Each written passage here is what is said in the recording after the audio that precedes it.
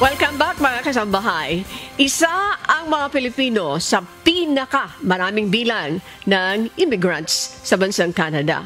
At tayo itinuturing na isa sa hardest working population sa naturang bansa. Attorney Dot.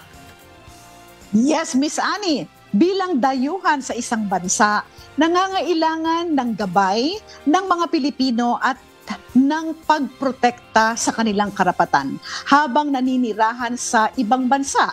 Ilan lamang ito sa dahilan bukod sa economic reasons bakit mayroong tinatawag na embassy at consulate sa ibang bansa. At ngayong hapon po, ating pag-uusapan ang detalye ng mga ginagawa ng mga Philippine consulates in Canada at ang mga matagumpay na proyekto para sa mga Pilipino roon sa nakalipas na mga taon, partikular na po sa Calgary City, Alberta, Canada. And to discuss that, please welcome Calgary, Canada, immediate past Consul General, Honorable Zaldi B. Patron. He is also the incoming Assistant Secretary for the Department Legislative Liaison Unit of the Department of Foreign Affairs. Good afternoon po and welcome po to Serbisyong Bayanihan. Honorable Zaldi, hello po! Good afternoon. Magandang hapon po, Attorney Dot, Miss Annie, at sa lahat po ng inyong taga-subaybay sa inyong Serbisyong Bayanihan. Magandang hapon po sa inyong lahat. Okay, thank you very much for joining us this afternoon. Maraming salamat. Attorney, mag-umpisa na tayo. Marami tayong maitatanong po sa ating panauhin ngayong hapon. Attorney Dot? Yes. Ito po, incoming ASEC Patron.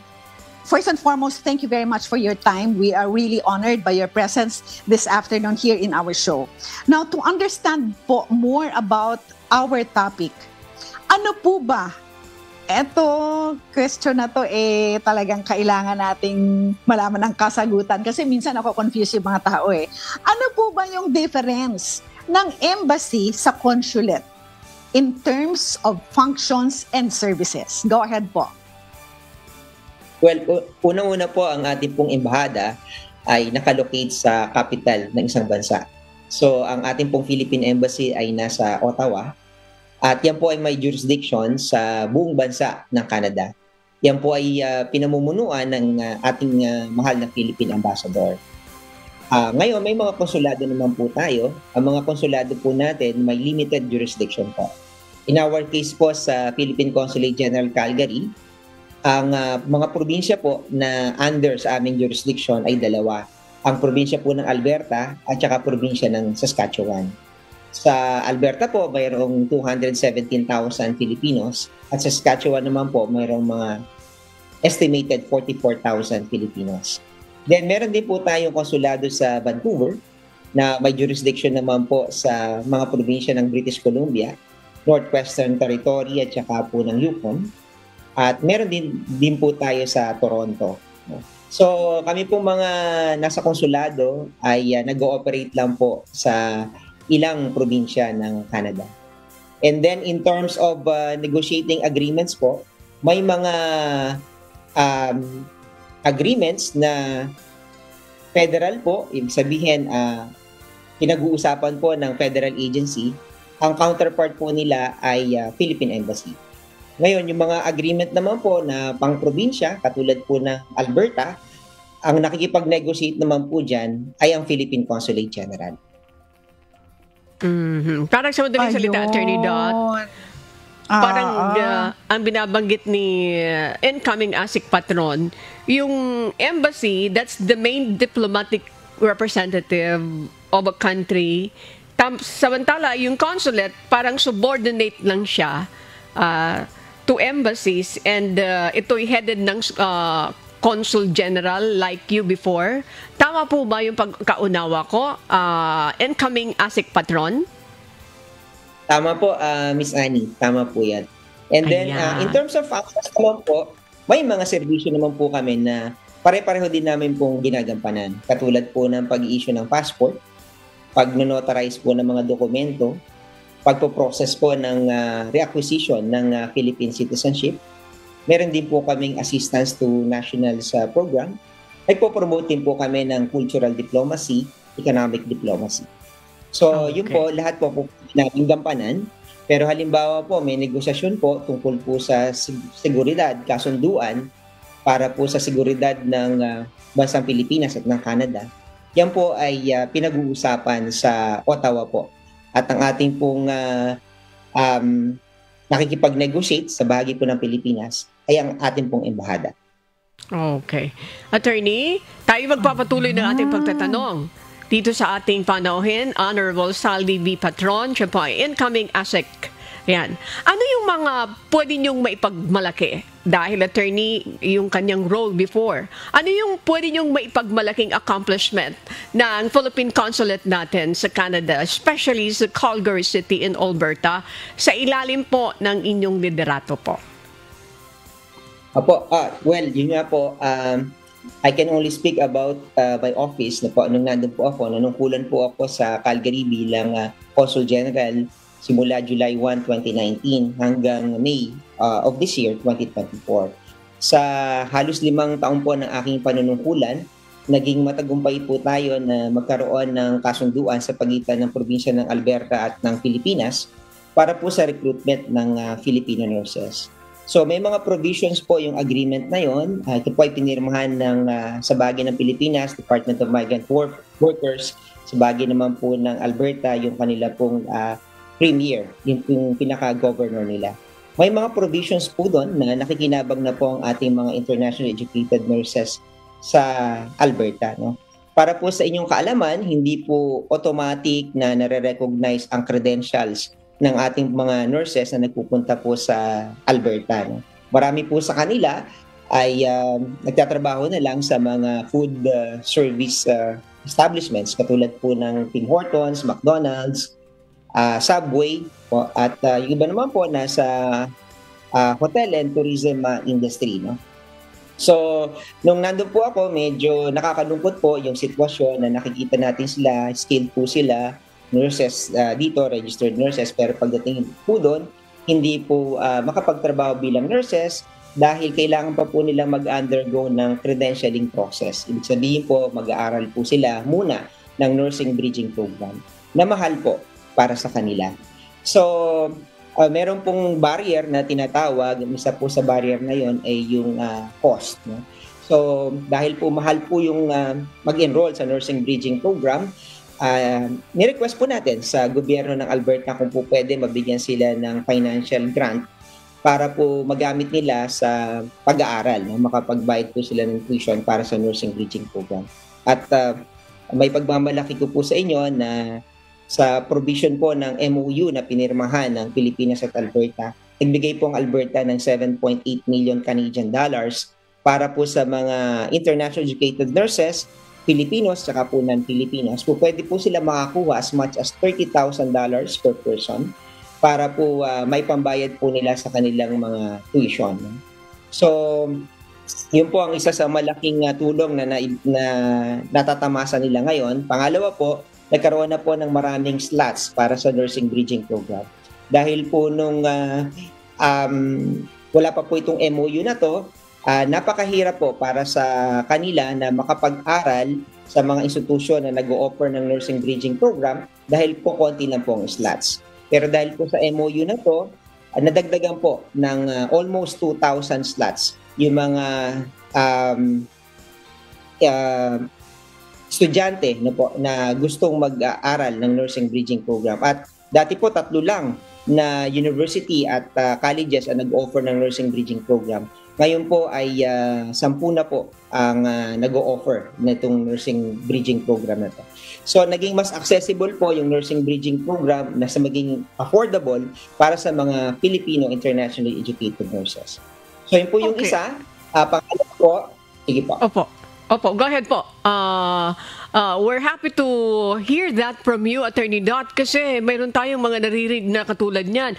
Nurse ka nga dito sa Pilipinas, skilled ka nga, pero pagdating mo, hindi ka naman matatanggap bilang nurse sa Canada, especially itong binabanggit na lugar ni incoming Ambassador patron na hindi naman. ASEC. But because of this, Attorney Dot, itong binabanggit niya, nursing bridging program na nakakuha pa ng financial assistance, if I'm not mistaken, that's 7.8 million sa Canada. This MOU, malaking bagay ito doon sa ating mga Filipina nurse. Attorney Dot, mayroon akong kaibigang lawyer sa Canada. Sabi niya, alam mo, yung difficulty dito, yung integration. Me as a lawyer, I cannot work there as a lawyer. Mahihirapan ako. Katulad itong binabanggit na ito ni Ambassador. Tawag ko na dito, Ambassador Attorney, kasi pag umalis na ito, Ambassador na yata ito si Sir. Okay, mga kasambahay. Attorney Yes. Dot, sige po. I think we will establish the internet connection of ASEC, Patron. Sandali lang po. Attorney Dot, would you like to say something about that? Yes, Miss Annie, actually, I was also going to share with the incoming ASEC patron that I have a very, very good friend. In fact, barkada ko po siya. Nung high school po kami, isa yan sa pinakamatalino sa amin sa St. Joseph's College. And then nag-aral po siya sa UP, naging dentist po siya. Naging sikat siya na dentist dito sa Pilipinas, no? Sa kanya nagpupunta. But they decided to go to Canada. Okay? So doon naman po sila sa Toronto.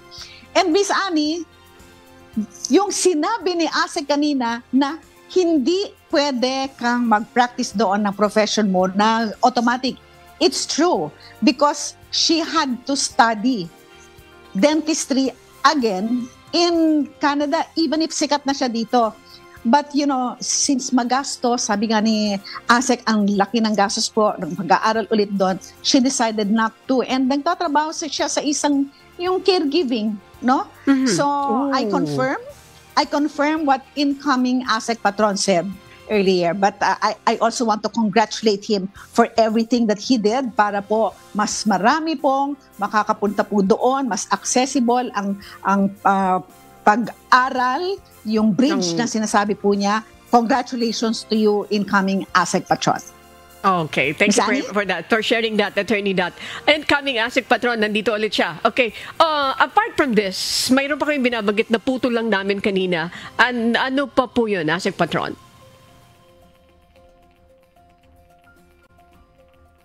Teka, parang nakamute yata po kayo? Oo. Parang nakamute. Oo. Nakamute yata po kayo? Ayan. Okay, let's find that again, mga kasambahay. Sayang ito, mga kasambahay na nakikinig at nanonood. Bihira yung pagkakataon na ito, mga kasambahay. Kaya tayo nagpapasalamat sa kanilang busy schedule. Tayo po ay napagbigyan. Incoming ASEC patron, okay na po ba tayo? Please go ahead. Mayroon pa kayong gustong idagdag doon. Naputo lang namin kayo. Go ahead po. Speaking of the accomplishments po na nangyari during your time sa leadership ninyo, go ahead please. Thank you po.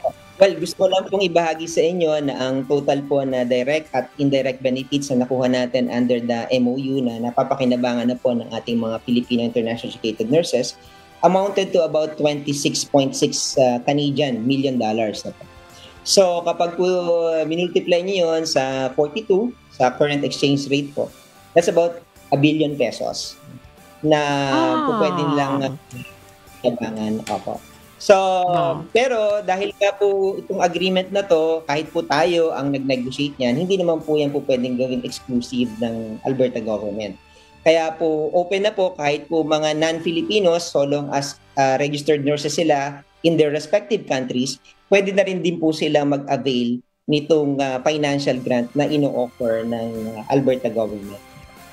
So anyway, nung umalis po ako, ang statistics po natin, nung tinanong po namin ilan na ang nag-avail ng financial grant, I think there were already 92. No? This was as of October of last year. No? Kasi inopen lang po yung financial grant. The MOU was signed ng October 6, 2022. The financial grant was made available in March of 2023. And from March 2023 to October 2023, meron na pong 92 na naka-avail po nitong financial grant. It's a life-changing program para po sa kanila. May nakausap nga po ako na Pilipina, mother of 2-year-old child, no, na nag-share po sa akin. Nag-aaral po siya sa Bow Valley College. Sabi niya, nag-apply siya. So, she was able to get 16,000 Canadian dollars na po.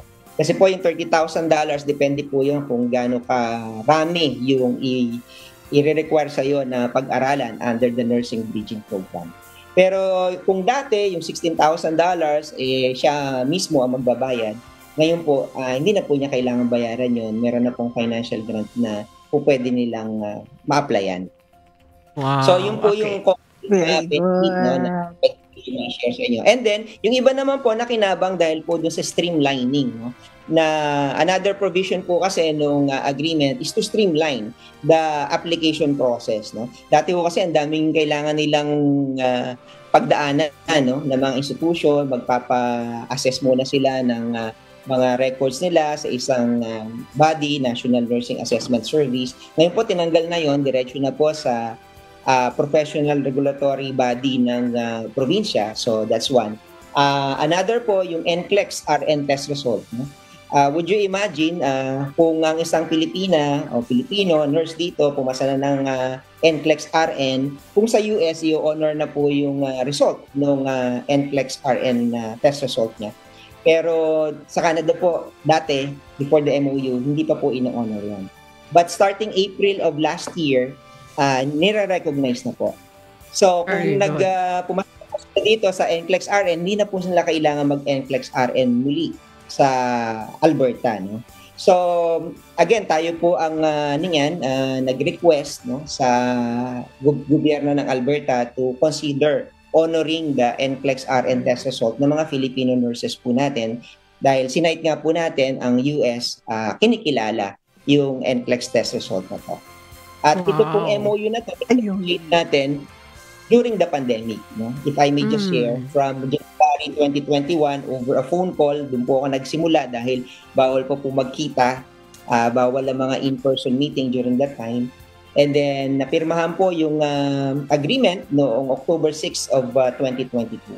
So almost 2 years din po natin na negotiate yan, and we had to talk to several health ministers nila, labor and immigration ministers, advanced education ministers, yung mga professional regulatory body po nila, the universities offering the nursing bridging program, and finally, 3 times po na minute natin ang kanilang premier, si Premier Jason Kenney during that time, who was receptive to our proposal. And I also would like to give credit to him kasi kung hindi po siya pumayag, yung administration niya to our proposal, wala din po tayong agreement, no?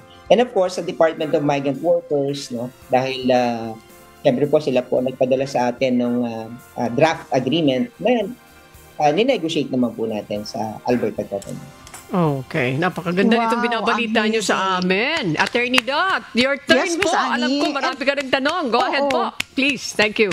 Well, so wala pong idagdag. Actually, yung $7.8 million na financial grant, I'm sorry po, is for now is a 3-year program. It's a 3-year program. So, nasa year 2 na po tayo. No? So, sa pamamagitan po ng programa ninyo, kung po pwede po na akong bahagi sa mga kababayan natin, kung registered nurses po sila at nasa Alberta po sila ngayon, sana po tingnan na nila yung website ng Government of Alberta, no? Nursing Bridging Program for International Educated Nurses, financial grant. Yan po yung mga keywords po pwede nilang i-google, no? At dadalhin po sila sa website, I think Rural Health Action Plan of Alberta, kung hindi po ako nagkakamali. Doon po pwede na sila mag-apply. Makikita po nila yung mga requirements, no? I'm saying this because 3 years lang po yung programa. The 7.8 million is good until 3 years. So meron pa po siguro tayong 1.5 year.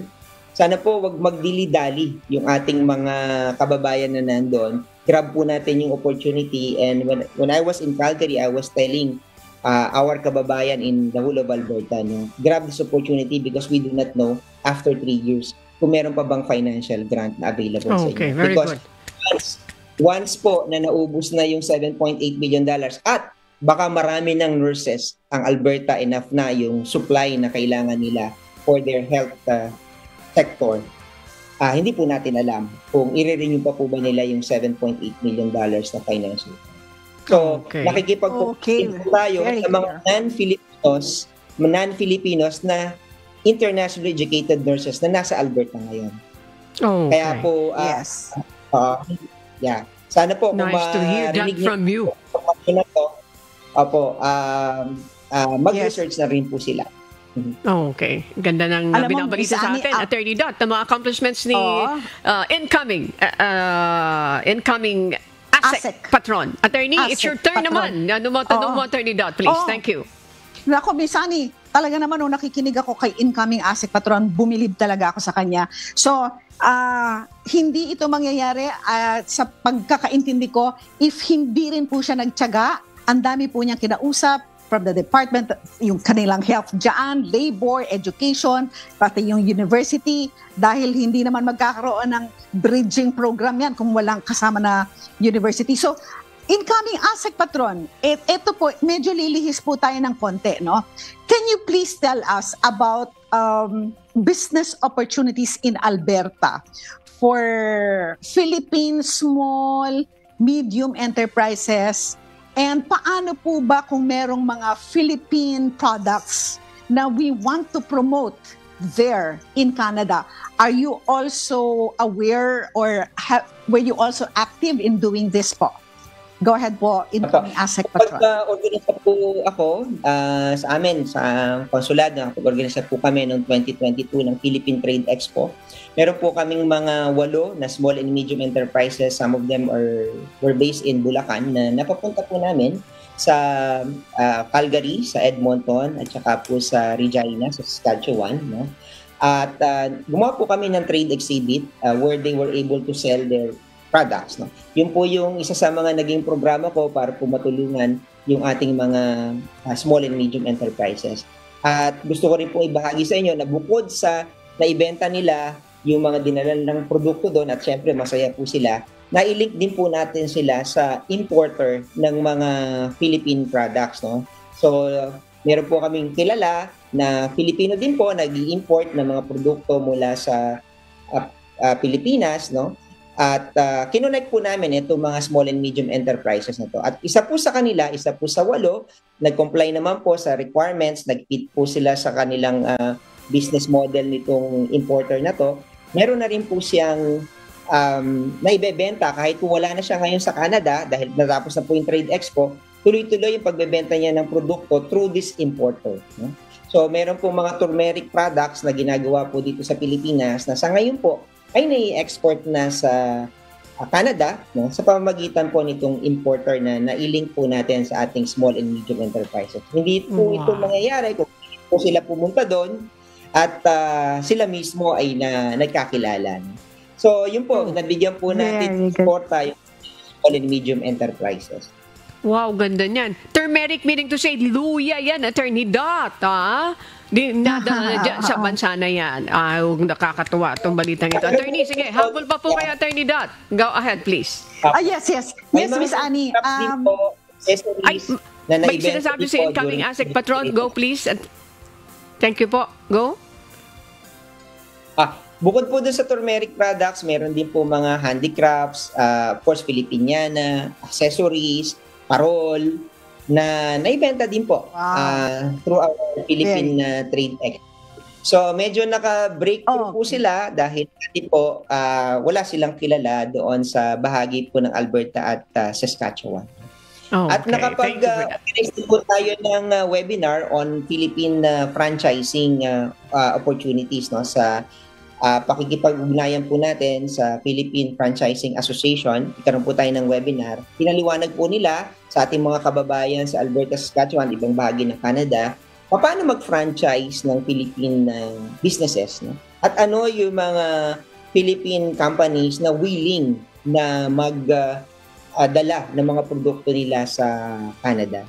So, online po natin itong webinar na to. Okay. Maganda. Ganda ng mga balita. Kasi, Attorney Dot, habol pa tayo na isang tanong. Go ahead po. Go ahead, Attorney. Please. Thank you. Sige. Eto na. Incoming ASEC patron, kindly tell us po about the 1-month painting exhibit that will feature 2 Filipino artists in Alberta, Canada. And of course po, yung pag-promote po ng ating cuisines. You know, Miss Annie, ito, sabihin ko lang kay incoming ASEC patron. Ito po yung na-notice ko because I always travel, no? Hindi sikat ang Filipino food if you compare with Japanese food, food, Thai food, Chinese food, and I think we really have to do something about that. Ano po ang ginagawa po natin ngayon para po ma-promote ang Philippine food na napakasarap naman? Go ahead po. Well, nagkaroon po kami ng Filipino Restaurant Month in Canada sa Canada-wide project. Joint project po ng Philippine Embassy in Ottawa, Philippine Consulates General in Calgary, Toronto, Vancouver, at saka po ng Department of Tourism at Department of Trade and Industry. The concept came from us. Kami po yung nag-propose nito to be a joint project ng mga offices po na sinabi ko. Ang idea po is for us to mainstream and promote Filipino cuisine all over Canada with the support and participation and in partnership with the Filipino restaurants in the various cities and provinces of Canada. So, nagsimula po kami noong 2022, April po. Kasi April po ay Filipino Food Month dito sa Pilipinas. So, doon din po namin ginawa at spring po yon sa Canada. So, pwede na pong lumabas sa mga tao, hindi na po masyadong malamig. No? So, for the 3 years po na ginawa namin yan, 2022, 2023, at saka bago ako umalis 2024, we had 135 restaurants participating po. Mga Filipino-owned po ito, pero merong a few na hindi po Filipino-owned, pero meron silang Filipino chefs and they were interested, they were willing to join the Filipino restaurant. Ang ganda po ng impact because suddenly, dahil sa ganitong proyekto, nagkaroon po ng buzz sa Canada about the Filipino restaurants. No? Na nagkaroon po ng awareness na ang dami na palang Filipino restaurants located in the various cities of Canada. At meron po tayong mga promotions na ginawa para po maging attractive itong project na to. No? Kinausap po natin ng Philippine Airlines, yung mga hotels po dito sa Pilipinas, no?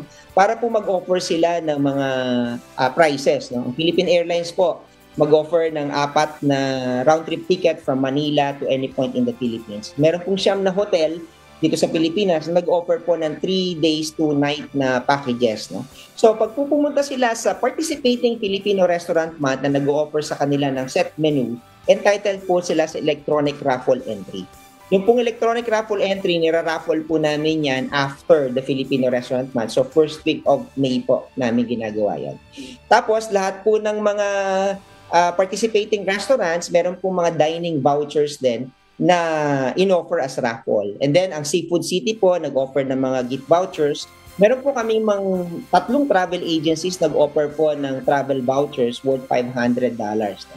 So, ito po, ginagawa namin to make our cuisine more attractive. At tama po kayo doon sa point ninyo, sa observation ninyo. Yan din po ang aming realization. How come kukonti ang Chinese, ang Thai, ang Vietnamese sa Canada, hindi hamak na mas marami ang mga Pilipino. Pero, mas marami sila mga restaurants doon sa mga downtowns na mga key cities in Canada. Yan po yung aming observation. So, through the Filipino Restaurant Month, gusto po namin ma-increase yung awareness, hindi lang ng mga Pilipino, kundi mga non-Filipinos, na eto na, marami ng mga Filipino restaurants that are located in the various cities of Canada. No? And they may want to try our Filipino cuisine. So, as I mentioned a while ago, nag-create po ito ng buzz. No?